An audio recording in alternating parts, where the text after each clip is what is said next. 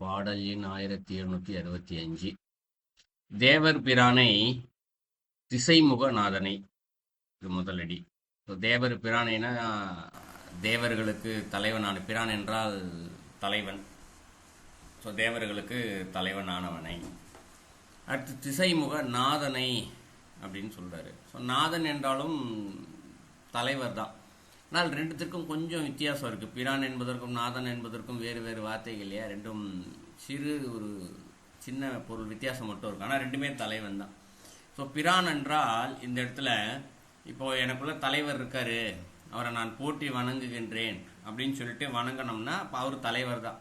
இப்போ தேவர்கள் இருக்காங்க, தேவர்கள் என்ன பண்ணுறாங்க, பார்க்குற இடத்துலலாம் இறைவனை பார்க்குறாங்க. இறைவனை பார்த்து என் தலைவனே, எனக்கு கட்டளை இடுபவனே. ஏன்னா தேவர்கள்லாம் ஏதோ ஒரு உலக நன்மைக்காக வேலைகள் செஞ்சுக்கிட்டே இருக்காங்க.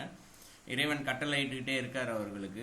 அதனால அவருக்கு என்ன பண்றாங்க, எனக்கு கட்டளை இடுபவனேன்னு சொல்லி அந்த இறைவனை போற்றி வணங்குகின்றார்கள். ஸோ அந்த தலைவனை போற்றுபவனுடைய போற்றி வணங்குபவர்களுக்கு தலைவனாக இருக்கக்கூடியவனை அப்படின்னு எடுத்துக்கலாம். தேவர் பிரானை அப்படின்னு சொல்லப்படுறது. அடுத்து திசை முக நாதனை. இது நாதனாலும் தள்ளினான். திசைனா 10 திசைகள் இருக்கு.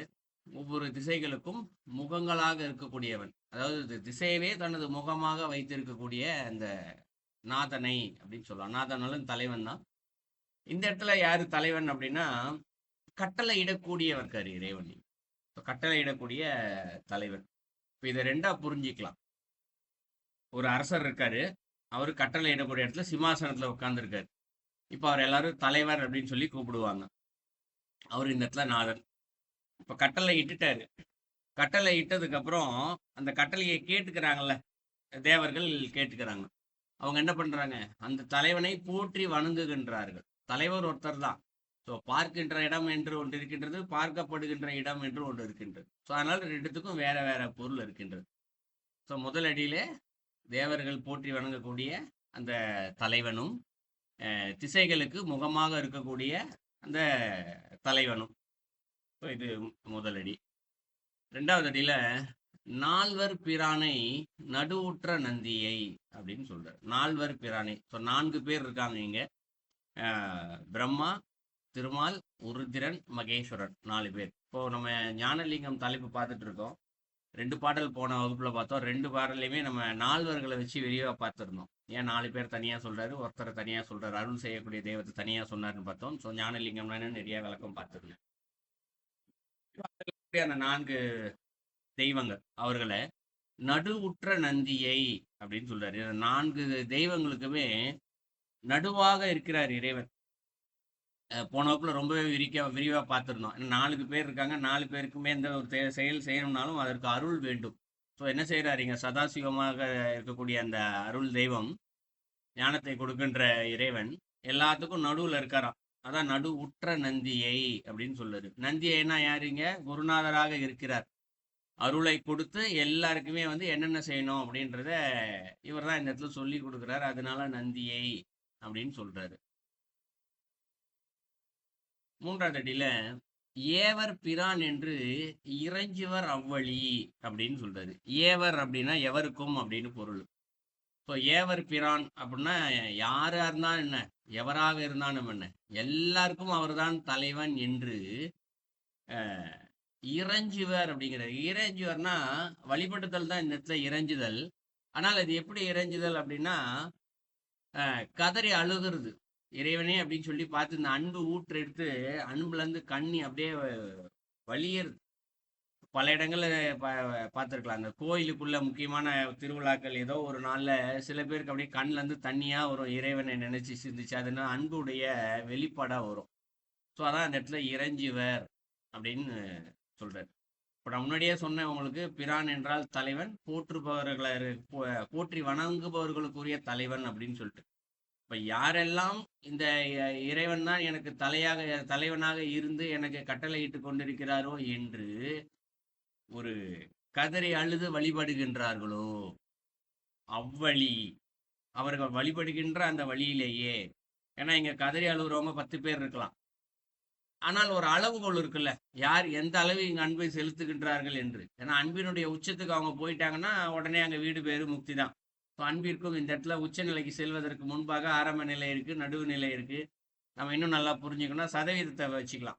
1% முதல் 100% வரைக்கும், முன்னாடி 99% வரைக்கும் கணக்கு பார்த்து 100% ஆனாதான் இறைவனோட இரண்டரை கலக்கு வழி. ஆனால் 99% இருக்க வரைக்கும் அளவுகோல் வித்தியாசம் இருக்கு இல்லைங்களா? ஸோ அந்த மாதிரி யார் எந்த அளவுகோலோடு இங்கு கதறி அழுகின்றார்களோ அவர்களுக்கு ஆவர் பிரானடி அண்ணலுமாமே அப்படின்னு சொல்றாரு. ஆவர் பிரான் அப்படின்றார். ஆவர் அப்படின்னா எந்த வழியில அவங்க இருக்காங்களோ அந்த வழியிலேயே இவர் தலைவனாக இருந்து அடி அண்ணல் அப்படிங்கிறார். அடி அண்ணல்னா தன்னுடைய திருவடியை அவர்களுக்கு கொடுத்து அண்ணலுமாமே அப்படிங்கிறார். அண்ணல்னா நம்ம ஏற்கனவே விளக்கம் சொல்லியிருக்கோம். யார் ஒருவர் இங்கு தலைவராகவும் இருக்கின்றாரோ அடியவராகவும் இருக்கின்றாரோ அவர் தான் அண்ணல். அப்ப இங்க கதறி எந்த அளவுக்கு அவங்க அழுகுறாங்களோ அந்த அளவிற்கேற்ற வழியிலேயே சென்று இறைவன் இங்க என்ன பண்றாராம், தன்னுடைய திருவடியை கொடுத்து அவர்களுக்கு தலைவராகவும் இருந்து அடியவராகவும் இருந்து அவர்களுக்கு வழிகாட்டுகின்றார். இப்ப தலைவராகவும்னா என்ன, அவருக்கு என்ன கர்மா வினையை தீக்கணுமோ என்ன சாதகம் செய்யணுமோ அதற்கு ஏற்றவர் என்ன பண்ணுவாரு, கட்டளை இடுவார். முதல்ல நீ இதை பண்ணு அப்படின்னு சொல்லி கட்டளை இட்டுவார். இப்ப அவர் இறைவன் சொல்லி கொடுத்த சாதகத்தை செய்யும் போது ஏதோ ஒரு சின்ன தடை வருதுன்னு வச்சுப்போம், இல்லை ஏதோ சூழ்நிலை காரணமாகவோ விதியின் காரணமோ ஏதோ ஒரு தடை வருதுன்னா அப்ப அந்த இடத்துல அதே இறைவன் அடியவராகவும் வந்து நின்று அவருக்கு சேவகம் செய்து அந்த தடைகளையும் அவர் போக்கி கொடுக்கின்றார். ஸோ அதை அண்ணல் அப்படி புரிஞ்சுக்க. ஸோ நாலடிக்கும் சேர்த்து பொருள் பார்த்தோம் என்றால் இந்த இறைவன் ஞானத்தை எப்படி கொடுப்பவராக இருக்கின்றார் அப்படின்னு பார்த்தோம்னா, தேவர்களே இந்த இடத்துல அந்த இறைவனை எல்லாம் அல்ல இருக்கக்கூடிய அந்த பரம்பொருளை ஞானத்தின் உருவமாக இருக்கக்கூடிய இறைவனை தேவர்கள் இங்கு எங்களுக்கு கட்டளையிடக்கூடிய இறைவனே என்று போற்றி வணங்குகின்றார்கள். அந்த இறைவன் தான் இங்க இருக்கக்கூடிய திசைகளுக்கு எல்லாம் தலைவனாக அந்த இறைவன் இருக்கின்றார். எல்லா திசைகளுக்கும் இவர் தான் கட்டளையிடுறார், என்னென்ன நடக்கணும் செய்யணும் அப்படின்னு சொல்லிட்டு. திசைகள் மட்டும் இல்ல, திசைகள் நடக்கக்கூடிய அனைத்து செயலுக்கும் அவர் தான் இந்த இடத்துல கட்டளையிடக்கூடிய இடத்துல இருக்கிறாரு. அப்படி உயர்ந்த நிலையில் இருக்கக்கூடிய அந்த ஞானத்தின் உருவாக இருக்கக்கூடிய இறைவன் இந்த 4 தெய்வங்களுக்கும் நடுவாக நின்று அவர்கள் செய்யக்கூடிய ஒவ்வொரு தொழிலுக்கும் இங்கு அருளை கொடுத்து கொண்டு அனைவருக்கும் சொல்லியும் கொடுத்து கொண்டு இருக்கின்றார். அந்த இறைவனை எந்த வழியில் எனக்கு தலைவனே எனக்கு கட்டளை இடுபவனே என்று இங்கு கதறி அழுது வணங்குகின்றார்களோ அவர்கள் இந்த இடத்துல கதறி அழுது போற்றி வணங்கக்கூடிய வழியிலேயே இந்த இறைவனும் சென்று அவர்களுக்கு தேவையானவற்றை இங்கு உபதேசம் என்றால் உபதேசமாகவும் சேவகம் என்றால் சேவகமாகவும் இருந்து கொடுத்து அவர்களுக்கு ஞானத்தை கொடுக்கின்றார். இது இந்த பாடலுக்கான பொருள். இதுல ஒரு சின்ன உள்கருத்தை பார்க்கலாம். அது என்ன, இது இறைவனை எல்லாரும் போற்றி வணங்குறாங்க, அப்புறம் இந்த இடத்துல கதறி அழுதல் அப்படின்னு ஒண்ணு சொல்றாங்களேன்னு சொல்லிட்டு ஒரு கேள்வி வரலாம். இப்ப இறைவன் மேல நமக்குலாம் அன்பு வரமாட்டேங்குது. அன்பு வந்தா நம்ம கொஞ்சமாவது லேசாவது கண்ணுல இருந்து கண்ணீர் கசியுமே, ஆனா வரமாட்டேங்குது. அப்ப இங்க ஞானத்தை கொடுக்கின்ற இறைவன் எப்படி இருக்கிறாரு அப்படின்றத முதல்ல இருக்க 2 அடியில நம்ம கொஞ்சம் தெரிஞ்சுக்கலாம். என்னன்னா, இப்ப 4 தொழில்கள் 5 தொழில்கள் நடந்துகிட்டே தான் இருக்கு. இப்ப நம்ம உடம்புக்குள்ளேயே 4 தொழில் நடந்துகிட்டே தான் இருக்கு உள்ள. நம்ம குடும்பம் நான் விளக்கமா சொல்லியிருந்தேன் போன வகுப்புல. நமக்குள்ளே படைக்கும் தொழிலும் இருக்கு, காக்கும் தொழிலும் நடக்குது, அழிக்கும் தொழிலும் நடக்குது, மறைத்தல் தொழில் எல்லாமே உள்ள நடந்துகிட்டு தான் இருக்கு. அப்ப இந்த 4 தொழில்களுக்கும் நடுவாக நின்று ஒரு அருள் செய்து கொண்டு இருக்கின்றார் இல்லையா? அப்போ ஒவ்வொரு வினாடியும் நமக்குள்ளே இறைவனது அருள் கிடைத்து கொண்டுதானே இருக்கிறது. ஏன்னா பல நேரத்துல துன்பத்தின் உச்சத்துல மனிதன் சில நேரம் அழுவான், இறைவனுக்கு கண் இல்லையா, எனக்கு மட்டும் கண் திறக்க மாட்டேங்கிறாரு அப்படின்லாம் எதையாவது ஒண்ணு சொல்லி சொல்லுவாங்க. அப்படி அழக்கூடிய நிலையில ஆனாலும் அவர்களுக்குள் இறைவன் அருள் செய்து கொண்டுதான் இருக்கின்றார். ஏன் இறைவனே இல்லை என்று வாதிடுபவர்களுக்குள் இருந்து கொண்டும் அந்த இறைவன் அருள் செய்து கொண்டுதான் இருக்கின்றார்.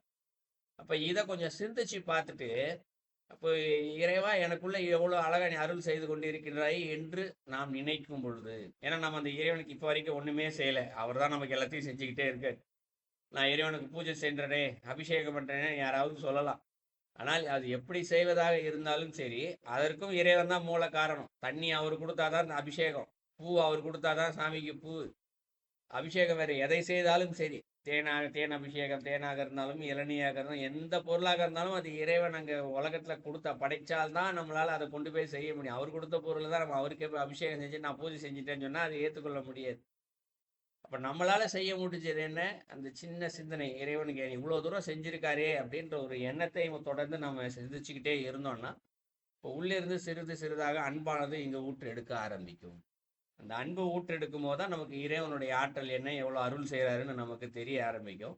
அப்படி தெரிய ஆரம்பிக்கும் போது இந்த இடத்துல போற்றி வணங்கி அந்த கதறி அழும் பொழுது இறைவன் இங்கே நமக்காக அடியவராகவும் அண்ணல தலைவராகவும் வந்து நின்று நமக்கு இங்கு அருள் செய்து நமக்கு மேன்மைப்படுத்துகிறார்.